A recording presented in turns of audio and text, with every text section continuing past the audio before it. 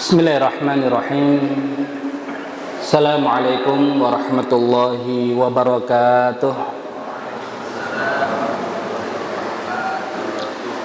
Alhamdulillahi rabbil alamin. Wassalatu wassalamu ala asyrafil anbiya'i wal mursalin Muhammadin wa ala alihi wa ashabihi ajma'in, amma ba'd. Asatidzah dan ustadzat, para ayah, bunda, wali santri pesantren Mahdhara yang dirahmati Allah Subhanahu wa taala. Puji syukur alhamdulillah di pagi hari ini di nuansa yang insyaallah semakin penuh dengan keberkahan ini, dengan hadirnya saudara-saudara kita di semester yang kedua ini. Bersyukur Allah Subhanahu wa taala kumpulkan kita di tempat yang mulia dengan niat yang mulia, sama-sama kita bertalabul ilmi, sama-sama kita mengkaji, melandasi dengan ilmu setiap apa yang akan kita laksanakan, terlebih dalam pendidikan anak-anak kita dengan kita yang besar. Maka bersyukur sama-sama kita bisa duduk di pagi hari ini, dan semoga Allah Subhanahu wa taala jadikan duduk kita menjadi sebuah kebaikan yang nanti Allah Subhanahu wa taala balas dengan balasan yang lebih istimewa, dengan mengumpulkan kita semua di surganya Allah Subhanahu wa taala. Salawat serta salam semoga tetap dilimpah curahkan kepada junjungan kita Nabi besar Nabi Muhammad sallallahu alaihi wasallam, juga kepada keluarga beliau, para sahabat beliau, dan seluruh umat beliau. Baik, ini adalah kajian perdana di semester 2. Artinya di semester 1 sudah beberapa kajian kita laksanakan hal-hal yang berkaitan dengan Mahdhara atau kemudian materi-materi pelajaran serta kurikulum yang ada di Mahdhara. Sebagian sudah kita bahas di semester yang pertama, namun insya Allah di semester yang kedua ini, ketika ada saudara-saudara kita yang bergabung di semester yang kedua, insya Allah masih akan kita jelaskan kembali sebagian yang sudah kita jelaskan terkait dengan Mahdhara dan apa yang dipelajari di Mahdhara, agar sama-sama kita punya pemahaman, punya pengetahuan, punya visi, punya misi, sehingga untuk langkah-langkah ke depan bisa semakin baik dan semakin sinkron antara apa yang disiapkan di Mahdhara dan apa yang bisa dipersiapkan oleh para ayah bunda di rumah di dalam mendidik dan menyiapkan para santri kita, sehingga harapan kita menghadirkan generasi yang menjadi hamba Allah dan generasi yang menjadi makmur bumi, bisa Allah Subhanahu wa taala ijabah. Di pagi hari ini tema yang kita bahas adalah Al-Quran, panduan untuk memakmurkan bumi. Berkaitan dengan bumi, beberapa hari yang lalu ketika para asatidzah dan ustadzat kita mendalami ilmu yang pertama berkaitan dengan Allah Subhanahu wa taala, di samping juga mendalami ilmu-ilmu yang lain, namun tetap ilmu berkaitan dengan Allah menjadi pondasi dasar untuk semua ilmu. Dan di beberapa hari yang lalu kita mengkaji satu nama Allah, dan nama yang kita kaji adalah Allah Al-Wasi'. Allah Subhanahu wa taala yang maha luas, dan memang luas pembahasan berkaitan dengan Allah Subhanahu wa taala Al-Wasi', dan mustahil luasnya Allah Subhanahu wa taala bisa dijangkau oleh akal manusia yang serba terbatas ini. Namun yang bisa kita ambil menjadi sebuah pelajaran adalah ketika membayangkan ciptaan Allah Subhanahu wa taala yang begitu luas.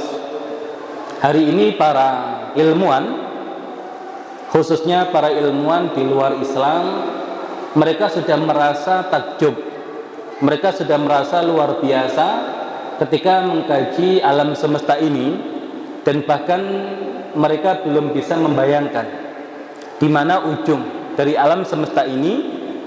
Dan lagi-lagi mereka yang punya pondasi yang kuat berkaitan dengan Allah, maka cenderung mudah untuk bisa paling tidak menggambarkan tentang ciptaan Allah Subhanahu wa taala.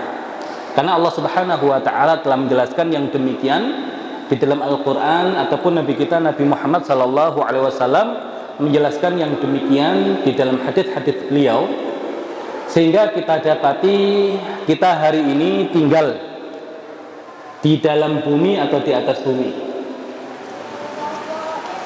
Ya, hari ini kita tinggal di dalam bumi atau di atas bumi.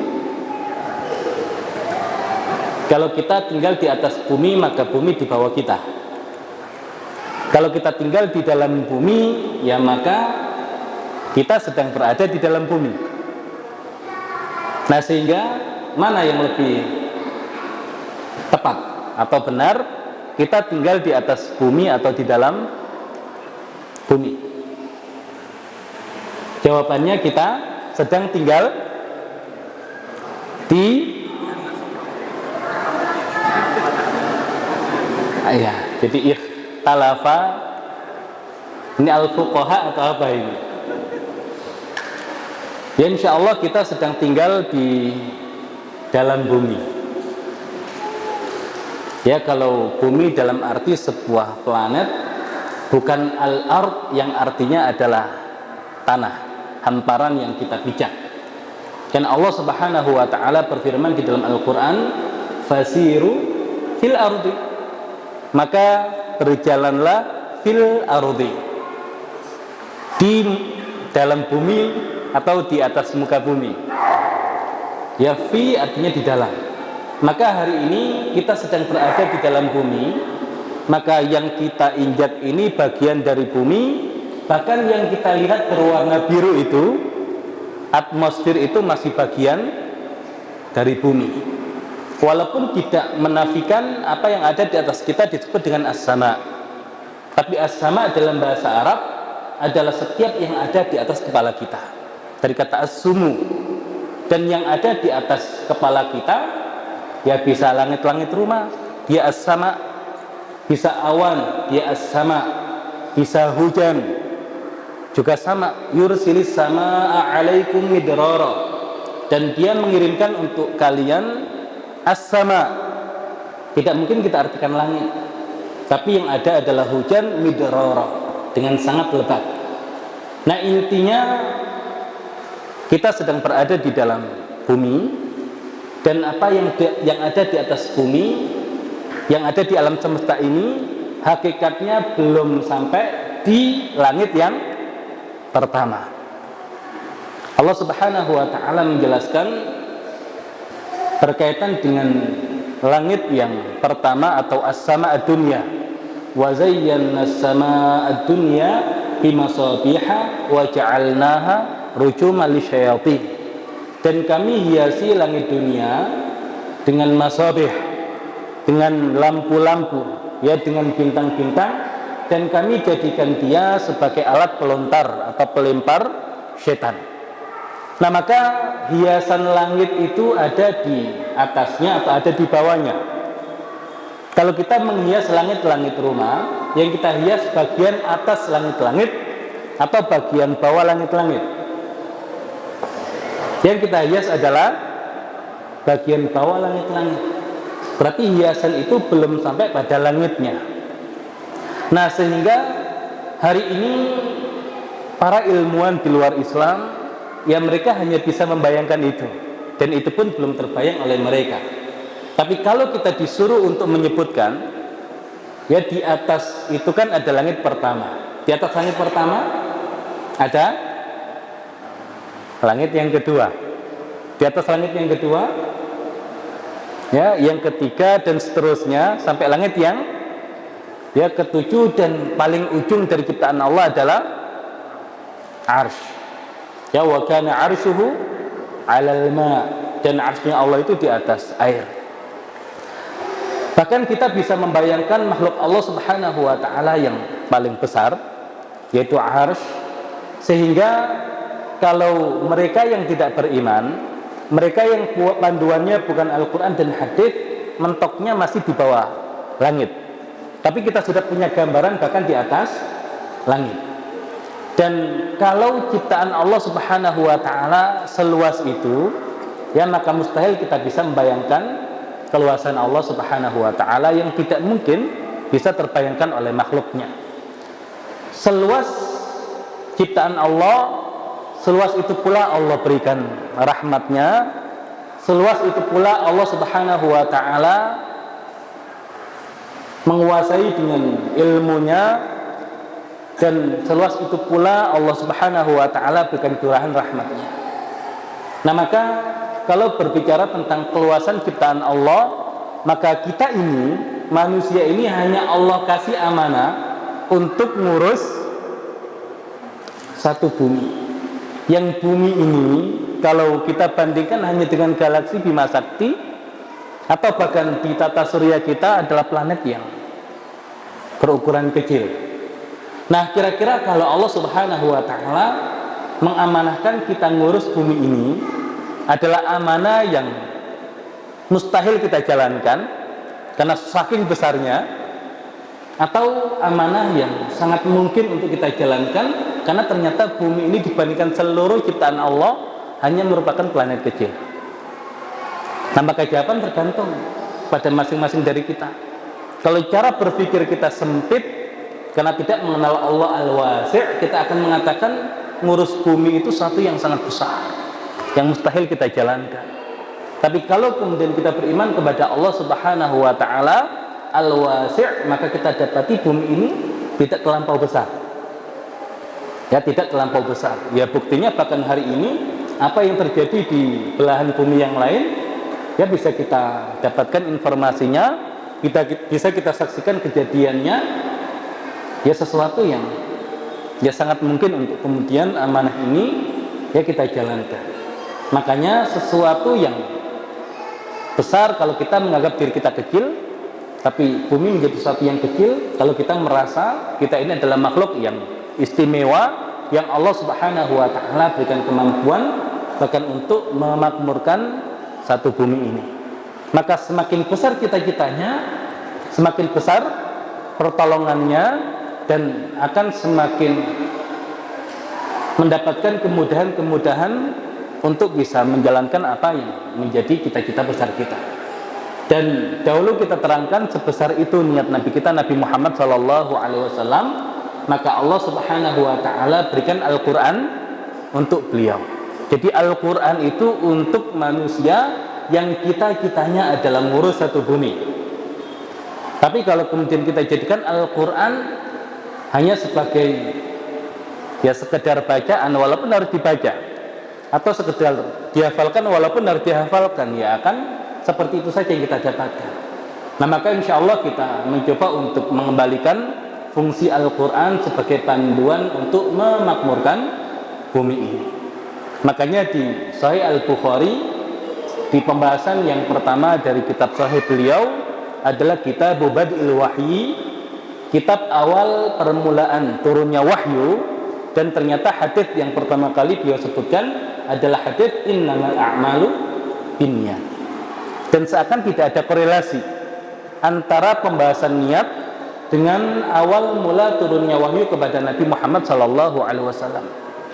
Tapi Al-Hafidz Ibnu Hajar Al-Asqalani beliau menjelaskan, seakan Imam Bukhari ingin menjelaskan kepada kita bahwasanya awal mula turunnya wahyu kepada Nabi Muhammad SAW bukan sekedar pembahasan turunnya wahyu di Gua Hira, tapi jauh sebelum itu adalah niat dan cita-cita beliau untuk menghilangkan kejahiliaan dari muka bumi ini.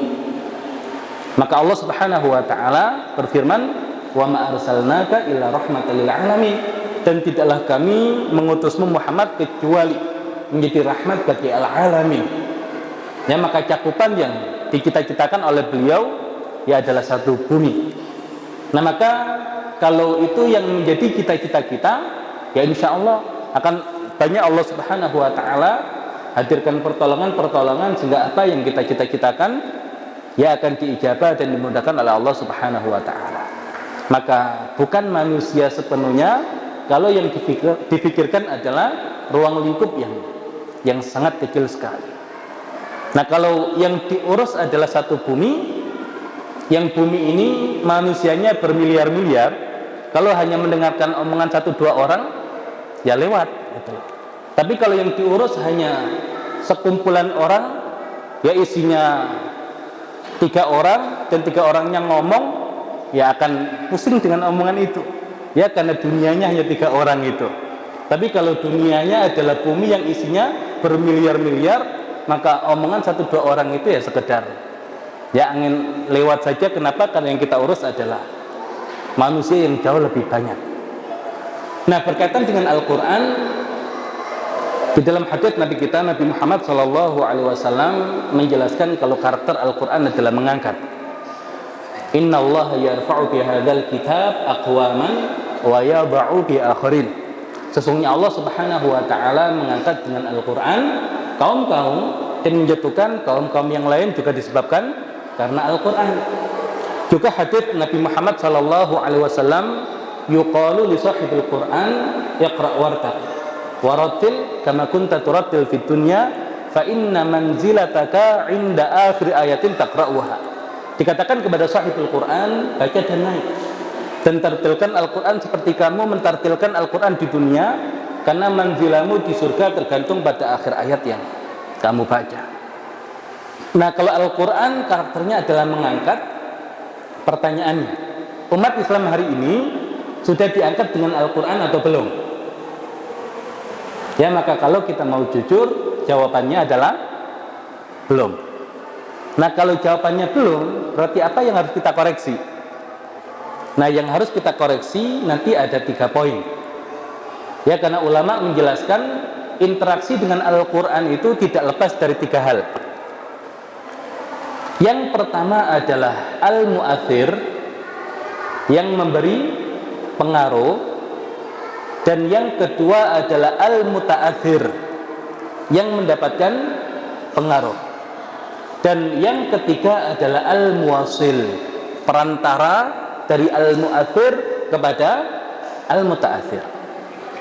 Nah, berkaitan dengan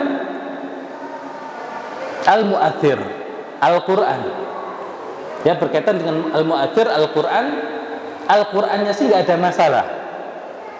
Yang ada masalah biasanya cara pandang kita terhadap Al-Quran.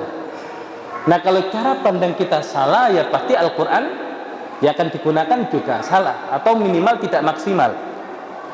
Ya, minimal tidak maksimal.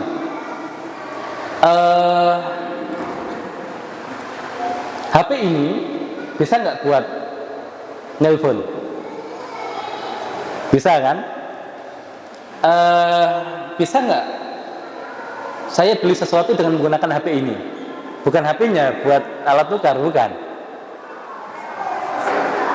Kok bisa? Ya, atau bisa nggak kemudian dengan HP ini saya mengetahui semua informasi yang ada di dunia ini? Atau kemudian dengan HP ini saya belajar kepada para masyayikh yang ada di Timur Tengah? Nah, tapi kalau orang melihatnya HP hanya sebagai alat untuk nelpon, ya sudah, maka dia akan fungsikan HP hanya untuk itu, dan dia tidak akan banyak memberikan manfaat. Padahal di dalam HP itu ya banyak sekali manfaat-manfaat yang bisa kita maksimalkan. Nah, sama dengan Al-Quran, ya, sama dengan Al-Quran. Ada sebuah ungkapan, Al-Quranu mu'jizun li'annahu kalamullah. Al-Quran adalah mukjizat karena Al-Quran adalah kalamnya Allah. Benar nggak? Ya, Al-Quran adalah mukjizat karena Al-Quran adalah kalamnya Allah.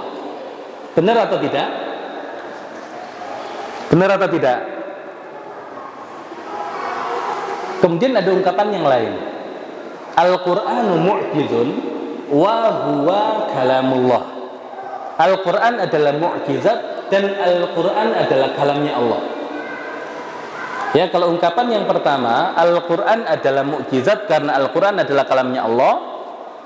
Ungkapan yang kedua, Al-Quran adalah mukjizat dan Al-Quran adalah kalamnya Allah. Statement yang benar yang mana?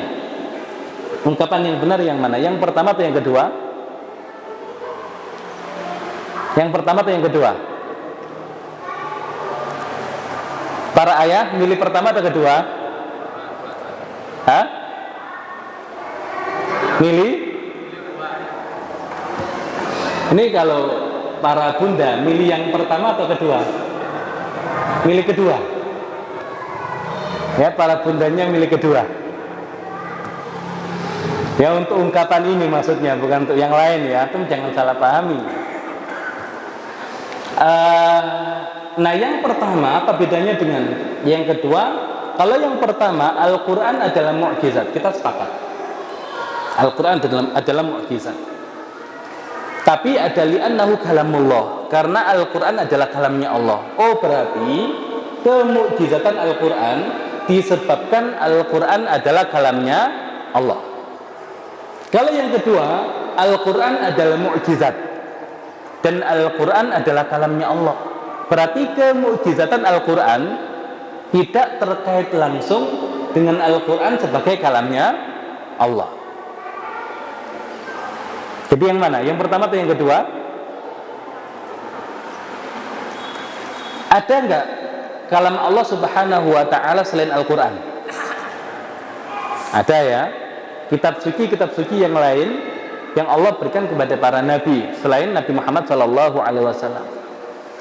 Ada Nabi Ibrahim yang diberikan suhuf, ada Nabi Musa yang diberikan suhuf juga Taurat, ada Nabi Daud yang diberikan Zabur, dan ada Nabi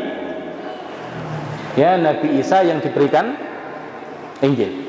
Perkataannya apa? Pertanyaannya, kalau kita sebagai guru kemudian membuat pertanyaan, sebutkan mukjizat Nabi Musa, kemudian ada santri yang menjawab kitab Taurat, sebutkan mukjizat Nabi Isa, kemudian ada santri yang menjawab kitab Injil. Kira-kira kita sebagai guru, kita benarkan jawaban santri atau tidak? Benar atau tidak? Benar. Pertanyaannya, Taurat mukjizat tidak? Zabur mukjizat tidak? Injil? Al-Quran? Ya. Semuanya kalamnya Allah, tapi yang mukjizat hanya Al-Quran. Berarti kemukjizatan Al-Quran bukan karena Al-Quran sebagai kalamnya Allah.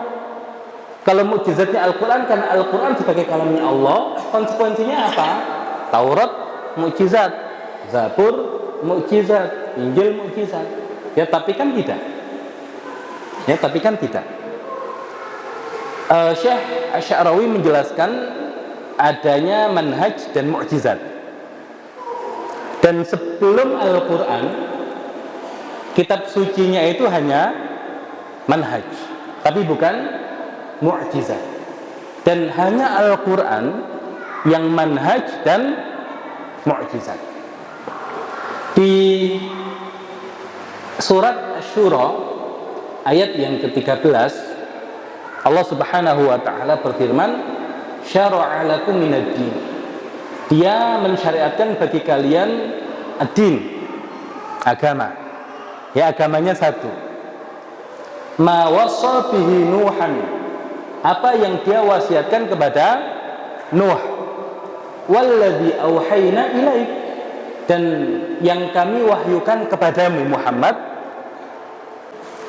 Wa ma wasaina bihi Ibrahim wa Musa wa Isa, dan apa yang kami wasiatkan kepada Ibrahim, Musa dan Isa. Ada apa di ayat itu? Nah, ternyata di ayat itu ada hal-hal yang bisa kita dalami. Allah gunakan ma dan Allah gunakan alladzi. Yang kedua-duanya adalah isim mausul.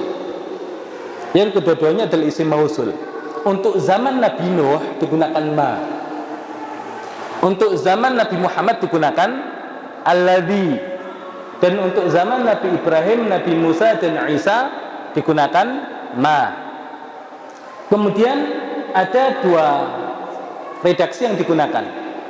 Wasiat dengan wahyu. Untuk zaman Nabi Nuh digunakan wasiat. Untuk zaman Nabi Muhammad sallallahu alaihi wasallam digunakan wahyu. Dan untuk zaman Nabi Ibrahim, Nabi Musa dan Nabi Isa digunakan wasiat. Kemudian ketika di zaman Nabi Nuh, kemudian Ibrahim, Musa dan Isa ada kesamaan ma dan wasiat, tapi ada perbedaan. Perbedaannya apa? Di zaman Nabi Nuh digunakan kata wasa, kata ganti ketiga, dia wasiatkan. Tapi di zaman Nabi Ibrahim, Nabi Musa dan Nabi Isa digunakan wasaina, kami wasiatkan. Kalau yang tadi menggunakan dia, kalau yang ini menggunakan kami. Nah, maka ada penjelasan, walaupun nanti ada yang menyebutkan Nabi Adam diberikan beberapa kitab, Nabi Syed diberikan beberapa kitab, kemudian Nabi-Nabi lainnya diberikan beberapa kitab, namun yang demikian tidak marfu' kepada Nabi SAW. Tapi kalau kita melihat informasi yang disampaikan Al-Quran, seakan di sini ada 3 fase, diwakili oleh Nabi Nuh untuk fase sebelum Nabi Ibrahim, itu diwakili Nabi Nuh. Kemudian Nabi Ibrahim sampai Nabi Isa, itu fase yang kedua. Fase ketiga adalah fase Nabi Muhammad SAW. Nah, di fase sebelum Nabi Ibrahim yang diwakili oleh Nabi Nuh alaihissalam, kita tidak tahu syariatnya, makanya digunakan ma, karena ma itu isim mausul untuk sesuatu yang mubham, yang samar, kita tidak tahu syariatnya. Dan kemudian digunakan wasiat, ya, digunakan kata wasiat dan menggunakan kata ganti ketiga, dia wasiatkan, seakan Allah belum hadir dengan kalam-kalamnya. Karena ada penjelasan, sebelum Nabi Ibrahim alaihissalam, manhajnya ya nabinya, manhajnya adalah nabinya. Makanya kalau nabinya meninggal, biasanya Allah kirim nabi yang lain, karena nabi itu yang menyampaikan ya manhaj dari Allah subhanahu wa ta'ala. Nah, baru di zaman Nabi Ibrahim Allah gunakan wasaina, seakan Allah hadir dengan kalam-kalamnya. Manhajnya sudah dikeluarkan dari dalam diri nabinya berupa kitab-kitab suci yang diturunkan. Makanya Nabi Ibrahim Allah berikan suhuf, inna hadza lafi suhufil ula. Suhufnya siapa? Suhufi Ibrahim wa Musa. Nabi Musa alaihissalam Allah berikan suhuf dan Taurat. Nabi Dawud Allah berikan Zabur, Nabi Isa Allah berikan Injil. Tapi masing-masing Allah berikan mukjizat, yang mukjizatnya bukan manhaj. Makanya kitab-kitab sebelum Al-Quran, kenapa masa berlakunya hanya terbatas? Dan kenapa tidak ada jaminan Allah subhanahu wa ta'ala jaga? Karena kitab sebelumnya hanya manhaj dan bukan mukjizat. Tapi beda dengan Al-Quran. Pertama Allah gunakan alladzi, karena syariat Nabi Muhammad adalah syariat yang jelas. Kemudian Allah gunakan wahyu, karena dia adalah mukjizat. Dan menggunakan kata ganti na, kami, karena Allah hadir. Karena Al-Quran merupakan kalamnya Allah. Jadi Al-Quran adalah manhaj yang mukjizat, mukjizat yang juga manhaj. Makanya kenapa Allah subhanahu wa ta'ala jamin penjagaan Al-Quran, ya karena Al-Quran menggabungkan keduanya. Ya, sehingga di surah Al-Hijr ayat yang ke-9, inna nahnu nazzalna dzikra wa inna lahu lahafidun. Sesungguhnya kami yang menurunkan adzikr dan sesungguhnya kami yang akan menjaganya. Nah, ini jaminan dari Allah subhanahu wa ta'ala. Nah, sehebat itu Al-Quran, tapi hari ini belum kita fungsikan, ya, sampai difungsi sebagai sebuah manhaj yang mukjizat, yang dengannya kita bisa mengambil alih kepemimpinan muka bumi ini. Nah, cita-cita ini yang kemudian harus kita kembalikan dan kita jadikan Al-Quran sesuai dengan fungsinya, menjadi panduan untuk mengatur bahkan satu bumi ini, ya, bahkan satu bumi ini. Nah, berkaitan dengan Al-Quran, di surah Asy-Syu'ara itu turun dibawa oleh Ar-Ruh Al-Amin, Jibril alaihissalam. Turunnya di mana Al-Quran itu? Ya, kalau tadi kita berbicara tentang Al-Mu'athir, yaitu Al-Quran, maka kita pahami Al-Quran seperti itu. Nah, sekarang kita bicara Al-Muta'athirnya. Yang muta'athirnya itu adalah manusia. Dan inti dari manusia itu adalah adalah qalbnya, jantungnya. Yang di kita terjemahkan hatinya, tapi sebetulnya adalah jantungnya. Ya, yang turunnya itu ala qalbika litakuna minal mundzirin. Turunnya di atas hatimu agar engkau menjadi orang yang memberikan peringatan. Nah, berarti lagi-lagi berkaitan dengan hati, dengan jantung. Maka kalau jantungnya belum baik, repot nanti ya untuk menerima sentuhan-sentuhan Al-Quran. Maka hatinya harus dibetulkan terlebih dahulu. Tahu takwa? Di mana takwa? At-taqwa hahuna. Hahunanya di mana? Ya, at-taqwa hahuna, di jantung. Ya, takwa itu di sini. Karena inti manusia ada di sini. Inna fil jasadi mudghah, idza salahat salahal jasadu kulluh, wa idza fasadat fasadal jasadu kulluh, ala wayal qalb. Sesungguhnya di dalam tubuh itu ada segumpal daging. Jika baik, baik seluruh tubuhnya, dan jika rusak, rusak seluruh tubuhnya, dan itu adalah jantungnya. Dan itu adalah jantungnya, yang jantung ini adalah tempat untuk takwa tadi itu. Nah, makanya Al-Quran itu belum maksimal kalau manusianya levelnya belum takwa.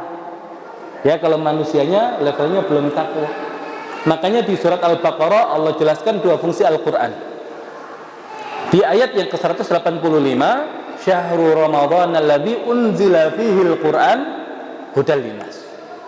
Bulan Ramadan, bulan yang di dalamnya diturunkan Al-Quran sebagai petunjuk bagi manusia. Tapi petunjuknya bersifat umum. Tapi kalau di awal surat Al-Baqarah, ya di ayat yang kedua, Dzalikal kitabul la raiba fi hudal lil muttaqin. Al-Quran itu adalah petunjuk bagi orang-orang yang bertakwa, yang model petunjuknya adalah petunjuk yang bersifat khusus, hidayah khassa. Dan ini baru kemudian akan bekerja secara maksimal kalau level manusianya adalah manusia yang bertakwa. Nah, kapan manusia itu bisa bertakwa? Kalau kita berbicara berkaitan dengan ilmu, ada ilmu tentang Allah, kemudian ilmu tentang perintah dan larangan Allah. Ilmu tentang Allah ini disederhanakan menjadi iman, dan ilmu tentang perintah dan larangan Allah itu disederhanakan menjadi Al-Quran. Dan sahabat itu belajarnya iman dulu baru Al-Quran. Kenal Allah dulu, baru kemudian mengenal perintah dan larangannya. Nah, kalau belajarnya itu mengenal Allah dulu, baru mengenal perintah dan larangannya, hasilnya fikih takwa. Tapi kalau mengenal perintahnya terlebih dahulu atau larangannya terlebih dahulu sebelum benar-benar mengenal Allah, maka minimal fikihnya fikih fatwa. Ya, fikihnya itu fikih fatwa. Yang penting nggak dosa. Yang dikerjakan hanya yang wajib. Kalau diajak ngerjakan yang sunnah, apa katanya? Kan cuman sunnah. Yang ditinggalkan hanya yang haram. Kalau diajak meninggalkan yang makruh, kan cuma makruh. Ya, jadi begitu. Ya, namun apakah kemudian tidak baik? Ya baik, tapi standarnya hanya minimal. Kalau modelnya begini, Al-Quran belum akan bekerja secara maksimal. Nah, makanya harus kenal Allah terlebih dahulu. Nah, dengan cara apa mengenal Allah? Ya, dengan cara apa mengenal Allah? Ya, mengenal Allah paling tidak dengan 3 wasilah. Ma'rifatullah bi kalamihi, mengenal Allah lewat kalamnya. Al-Quran. Ma'rifatullah bi af'alihi, mengenal Allah lewat af'alnya, ya, lewat af'alnya, perbuatannya. Nah, ini hal-hal yang ada di sekitar kita. Kemudian ma'rifatullah bi khalqihi, mengenal Allah lewat ciptaannya. Nah, kira-kira kalau mahdhara dasar itu lebih banyak sentuhannya mengajarkan tentang Allah atau mengajarkan tentang perintah dan larangan Allah. Walaupun beberapa perintah dan larangan sudah harus diajarkan, tapi fokusnya adalah ya mengenalkan Allah. Nah, kalau belajar IPA yang dulu sudah dibahas ya oleh Ustadz Aulia, mengajarkan IPA kepada para santri, kira-kira bisa tidak IPA ini digunakan untuk menanamkan dan mengajarkan keimanan kepada anak-anak? Kenapa? Ya karena IPA berkaitan dengan makhluk-makhluknya Allah. Berarti ma'rifatullah bi khalqihi. Jadi pembahasan tentang makhluknya Allah yang ada di ilmu atau pelajaran IPA, nah bukan sesuatu yang sepele. Maka dia bukan tempelan, dia materi utama. Tapi sentuhannya sentuhan iman. Ya, sentuhannya sentuhan iman. Kalau IPS kaitannya dengan sosial, karakter dan psikologi masyarakat. Bisa tidak yang demikian dijadikan sebagai wasilah untuk mengenalkan Allah? Bisa. Karena setiap peristiwa itu pasti ada peran Allah Subhanahu wa ta'ala. Nggak ada peristiwa itu kemudian terjadi dengan sendirinya tanpa ada peran Allah Subhanahu wa ta'ala. Nah, berarti kira-kira IPS itu ilmu tempelan atau ilmu yang bisa digunakan untuk menanamkan iman dan mengajarkan iman kepada para santri kira-kira. Nah, maka di Mahdhara ada pelajaran IPA. Di Mahdhara ada pelajaran ya IPS. Dan kira-kira kalau kemudian belajar matematika, bisa tidak digunakan untuk mengenalkan Allah? Ini kalau para santri gimana memulai pelajarannya itu?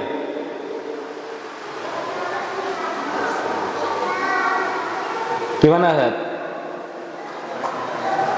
Mungkin bisa pakai mic biar para walsan ini mengetahui bagaimana ilmu-ilmu itu diajarkan di Mahdhara.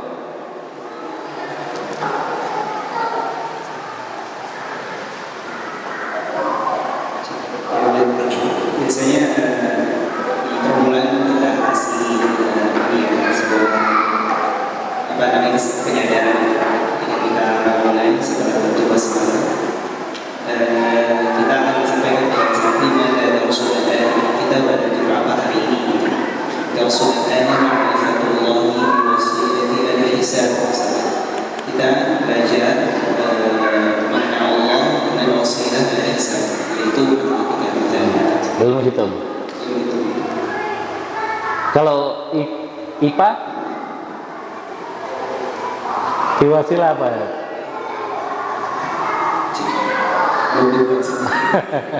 Antum tidak ngajar IPA ya?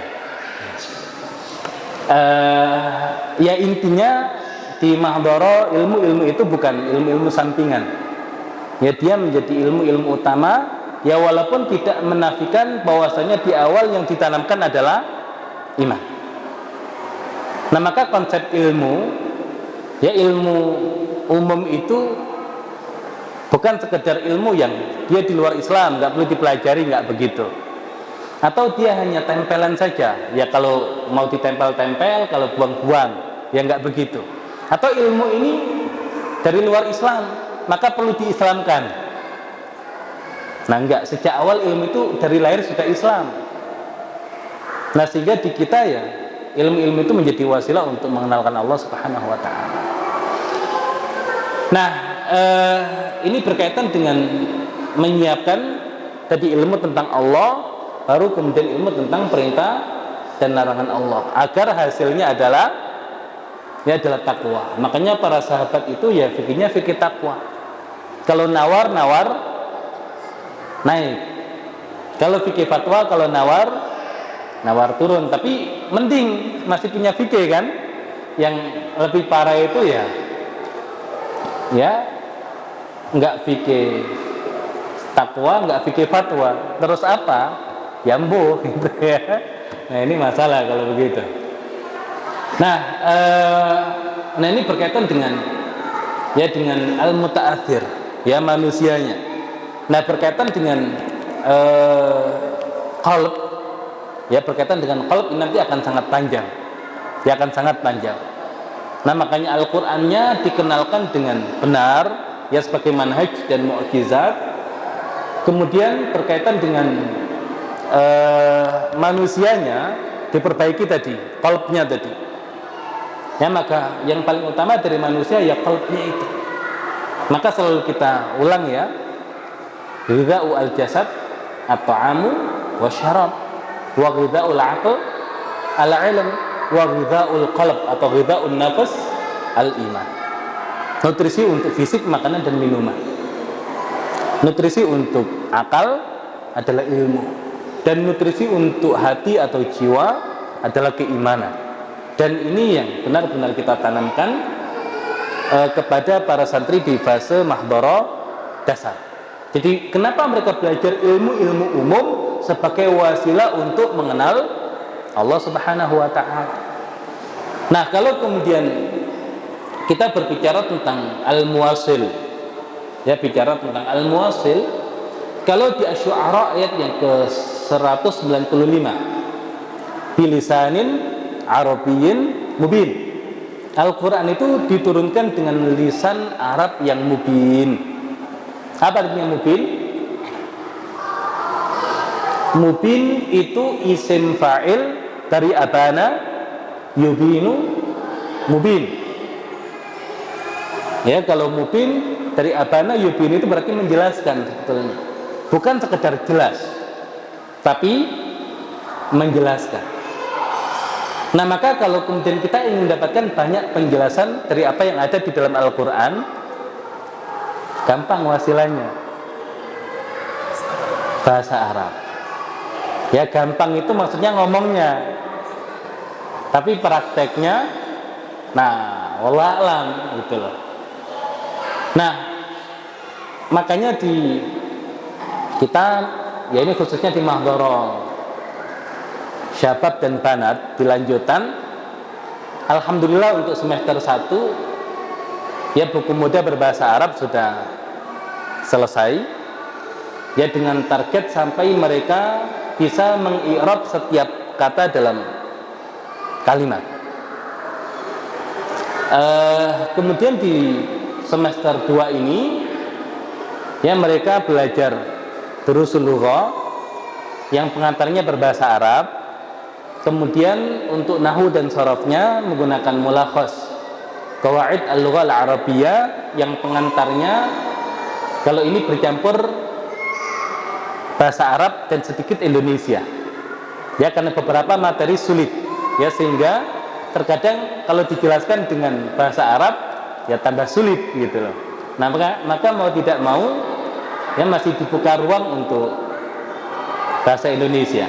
Tapi kalau sudah durusul lughah ya maka ada kesepakatan yang kita sepakati, setiap kata selain bahasa Arab ya ada dendanya. Berapa Ramzi dendanya? Ya kesepakatannya 10.000 gitu ya. Sekali ngomong dengan menggunakan selain bahasa Arab. Nah terus kalau nggak ngomong gimana? Ya minimal ya lebih banyak mendengar. Ya dari mendengar itu kan nanti ya akan terbiasa untuk berbicara. Tapi intinya bahasa Arab itu tidak akan bisa dikuasai selama pengantarnya tidak bahasa Arab. Hafal lupa, ingat lupa, bisa nggak bisa. Tapi kalau kemudian pengantarnya bahasa Arab, nah itu insya Allah akan kuat dan nempel. Nah di tahun yang kedua dan seterusnya, ya berharap di setiap ilmu-ilmu yang diajarkan untuk ilmu-ilmu syar'i pengantarnya sudah berbahasa Arab. Nah makanya kita agak ketat untuk menerima pindahan yang syabab dan banat.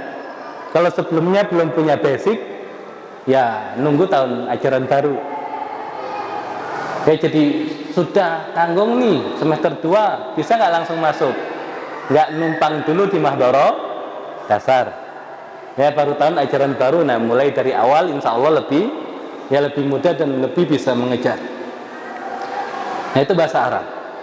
Nah kalau berkaitan dengan ilmu umum, kira-kira di Mahdoro syabab dan banat diajarkan atau tidak? Diajarkan kan?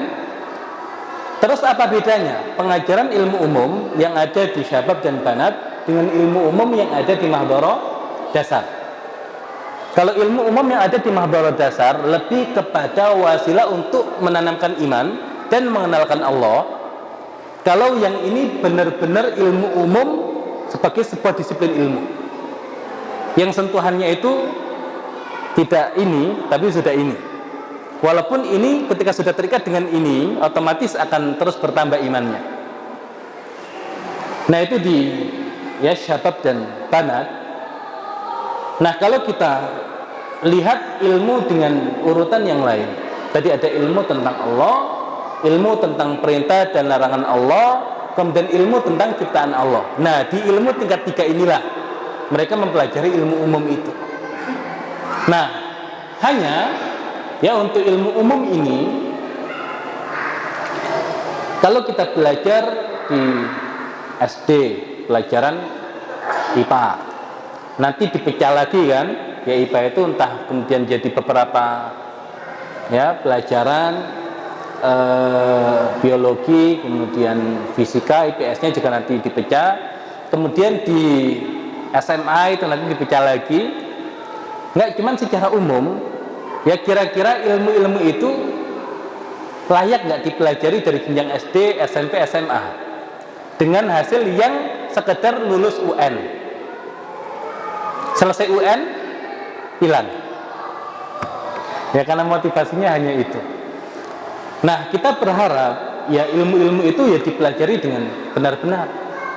Kenapa? Karena untuk memakmurkan bumi itu wasilahnya dengan ilmu umum itu.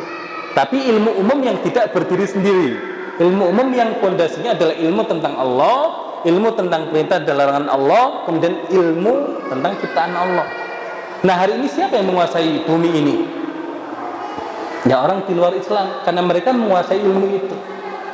Boleh nggak kita langsung lompat ke situ? Nggak boleh. Jadinya sekuler juga kayak mereka. Atau karena itu ilmu dari Barat, nggak usah kita pelajari. Sama sekuler juga. Karena target kita sebagai manusia itu 3 lapis ilmu itu. 3 lapis ilmu itu. Nah, berharap ketika di sini para walisan itu punya keahlian-keahlian berkaitan dengan ilmu-ilmu umum ini, tadi merumuskan pengajaran ilmu umum yang ilmu umum ini mungkin hanya 6 bulan ternyata untuk biologi selesai, misalkan secara umum kemudian nanti kimia, kemudian apa. Nah sehingga diharapkan selesai tingkat SMA itu dia untuk ilmu syar'inya setara dengan S1 di luar. Kemudian ilmu umumnya dia menguasai kimia setara dengan S1 kimia, biologi setara dengan S1 biologi, kemudian fisika setara S1 fisika, dan ilmu-ilmu yang lain seperti itu. Pertanyaannya, mungkin nggak?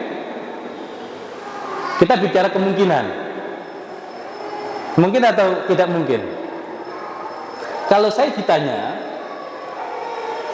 untuk ilmu syar'i bisa nggak lulusan Mahdoro Syabab itu setara dengan lulusan S1 untuk jurusan agama di luar? Saya mungkin bisa mengatakan bisa. Bisa nggak tetap mengupayakan? Insya Allah bisa. Tapi kalau menguasai fisika bisa nggak? Saya nggak tahu, karena saya bukan yang menguasai fisika. Kalau ada walisan yang mengatakan bisa, karena jurusannya fisika, nah kita tunggu nanti mewakafkan ilmunya. Atau yang mengatakan untuk ilmu sosial, ilmu yang lain bisa, kita tunggu tadi. Ya, karena yang bisa merumuskan itu adalah yang punya keahlian di situ. Yang punya keahlian di situ. Nah, kalau kemudian yang punya ilmu itu pelit, nah ini masalah. Orang yang beriman sih insya Allah nggak pelit kan? Orang beriman insya Allah nggak pelit. Kan jelas, idza mata ibnu Adam inqata'a amaluhu illa min thalath. Jika anak Adam meninggal itu terputus amalnya kecuali 3. Ya, kecuali apa? Ya, illa min sadaqatin jariyah, sedekah jariyah. Kita nggak punya uang, ya. Yang punya uang gimana ya? Alhamdulillah kan, nanti dibuka wakaf kan gitu. Nggak punya uang, punyanya ilmu ya. Ini ya, au ilmin yuntafa'u bi, atau ilmu yang bermanfaat. Ya, ya syukur-syukur tiga-tiganya bisa kita dapatkan di mahdharah. Sedekah jariyahnya dapat, ilmu bermanfaatnya dapat, anak soleh juga dapat. Nah, sehingga kalau kemudian kita meyakini usia kita ini pendek, tapi kita butuh bekal yang banyak, nah ilmu kita untuk menjadi ilmu yang bermanfaat, ya tadi harus segera diajarkan. Ya harus segera diajarkan. Ilmu ini sih sebetulnya 6 bulan selesai. Tapi kenapa S1 4 tahun? Ya kalau 6 bulan selesai, ya terus ngapain habis itu kan gitu. Nah, ini kan cara pandang dan cara berpikir yang salah. Ya jangan dibalik. Kalau bisa mudah, kenapa nyari yang sulit? Tapi sekarang kan enggak. Kalau bisa yang sulit, kenapa nyari yang mudah? Ini keblinger. Nah, ya makanya harus dikembalikan ke cara pandang yang benar. Makanya kalau kemudian ternyata di luar sana kok perguruan tingginya nggak nampung untuk level-level keilmuan begitu, ya insya Allah Pak Iksal siap membuatkan ya perguruan tinggi nanti, ya Universitas Mahdharah. Ya kan nggak ada masalah, kemudian ada cita-cita dan kita berusaha untuk mewujudkannya. Nah, jadi intinya begitu. Kalau untuk ilmu syar'i saya bisa ngukur, tapi di luar itu saya nggak bisa ngukur. Walaupun keinginan saya mereka bisa menguasai itu. Ya sama. Ya kalau kemudian hari ini ilmu syar'inya pun, kalau kita mau pelit misalkan mengisi kajian di masjid, mungkin untuk ilmu yang diajarkan, ya untuk ilmu yang diajarkan ternyata beberapa kali pertemuan selesai. Nah, kalau sudah selesai kan, kenapa harus diperpanjang? Oh, nanti kan saya nggak dipakai masjid itu lagi. Nah, ini kan cara pandang yang salah. Tapi hari ini insya Allah sih nggak begitu. Hari ini yang ada bukan ustadznya yang nggak mau bagi ilmu, jamaahnya yang nggak kuat dapat ilmu. Ya kayak bahasa Arab kan, kalau bisa sehari selesai, saya lebih senang daripada tiap Ahad malam ngajar bahasa Arab. Saya lebih senang sehari selesai. Ya cuman ya sehari atau 2 hari ya. Cuman ya tadi, kalau zaman dulu kan kekuatan untuk ilmunya kan kuat mereka. Ya kalau hari ini ya tadi banyak efek sampingnya. Ya encoknya kambuh, kemudian apa lagi kan gitu.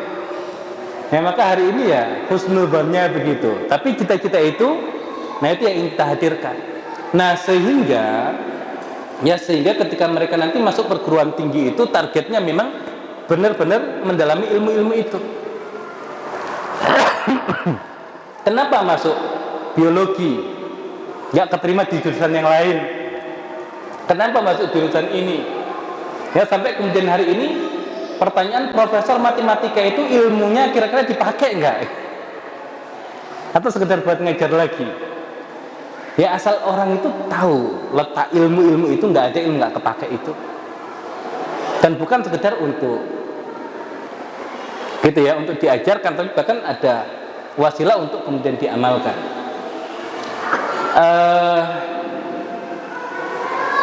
Ya ke depan banyak hal yang kemudian kita ingin peran dari para walisan untuk mendatangkan yang demikian. Nah sehingga kalau sekedar masuk Libya bisa nggak lulusan Mahdharah? Ya harusnya bisa. Masuk Madinah bisa. Jurusan kedokteran UI bisa. Ya kita nggak bicara masalah dana ya, ini kita masalah kemampuan gitu loh. Ya kan aturan di negeri ini kita nggak tahu kan gitu. Tapi secara keilmuan ya kita harapkan seperti itu. Nah, mereka yang sudah punya basic seperti itu balik lagi ke Al-Quran dengan bahasa Arab yang sangat kokoh. Kira-kira bisa nggak menganalisa apa yang ada di dalam Al-Quran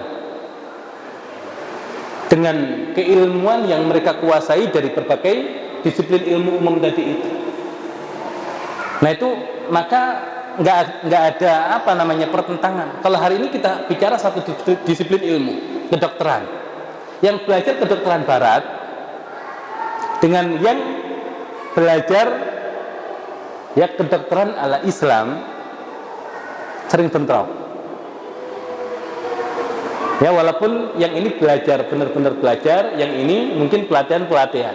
Tapi harusnya kan kalau sama-sama ilmu kedokteran, harusnya kan sinkron. Kita bicara tentang vaksin. Ini ada yang pro vaksin, ada yang anti vaksin. Nah, kenapa ada pro dan anti? Karena ilmu itu tidak dikuasai oleh umat Islam. Ya coba produk-produk kedokteran itu adalah produk dari ulama Islam yang jelas tadi keimanannya, ilmu syar'inya, kepakaran di bidang ilmu umumnya, ya nggak akan ada kemudian ini konspirasi ini. Nah gitu. Nah hari ini Al-Quran tidak banyak termanfaatkan. Kenapa? Muasilnya tadi nggak kuat. Yang ahli fisika ingin berbicara tentang fisika dalam Al-Quran, nggak kokoh dasarnya. Ya otomatis penjabarannya nanti ya fisika secara umum yang ada tempelan-tempelan ayatnya.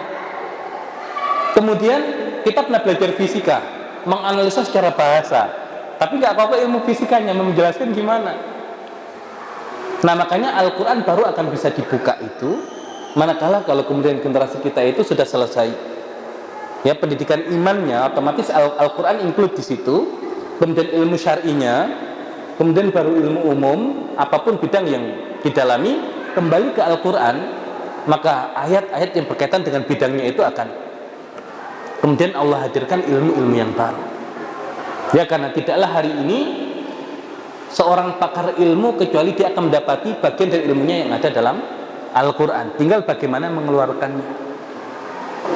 Nah maka kalau yang demikian itu ya insya Allah kalau model ilmunya itu 3 lapis itu, nah ini yang insya Allah semut-semut pun ya di dalam lubangnya, ya ikan-ikan pun yang ada di dalam air akan memohonkan apa?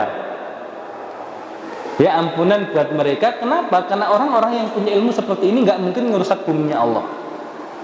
Yang ada adalah bagaimana kemudian bumi ini bisa menjadi makmur. Ya kenapa binatang-binatang itu mendoakan mereka? Ya karena mereka dengan keilmuannya itu akan menjaga hewan-hewan itu dan semua yang ada di muka bumi ini yang merupakan makhluknya Allah Subhanahu wa ta'ala. Nah itu gambaran besarnya ya Al-Quran sebagai panduan untuk memakmurkan bumi. Jadi ngurus satu bumi ini besar atau biasa? Biasa ya insya Allah ya.